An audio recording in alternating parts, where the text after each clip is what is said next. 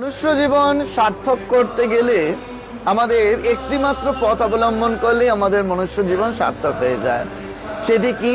সেটি হচ্ছে দান। দানের মধ্যে দিয়ে আমাদের গৌরব বৃদ্ধি পায়।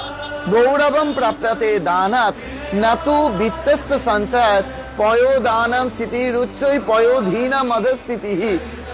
আমাদের শাস্ত্রকারেরা বলছেন যে গৌরব বৃদ্ধি পাবে যদি আমরা দান করতে পারি। নাতু বিত্তস্য সঞ্চয়াৎ, যদি বিত্তকে সঞ্চয় করে রাখি তাহলে আমাদের জীবন সার্থক হবে না বলেই একটা এক্সাম্পল দিচ্ছে। পয়োদানাম স্থিতিরুচ্চৈ, পয়দা মানে মেঘ, মেঘের জল অল্প কিন্তু সে জল দান করছে, সেই জন্য ভগবান কর্তৃক তার স্থান স্থিতিরুচ্চৈ অনেক উঁচুতে।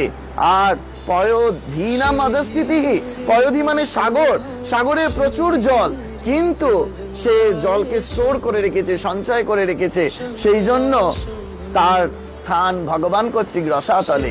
তাই জন্য আমাদেরকে ওই মেঘের মতো হতে হবে, অপরকে দান করতে হবে, তাহলে ভগবান কর্তৃক আমাদের স্থান সকলের উঁচুতে উঠে যাবে।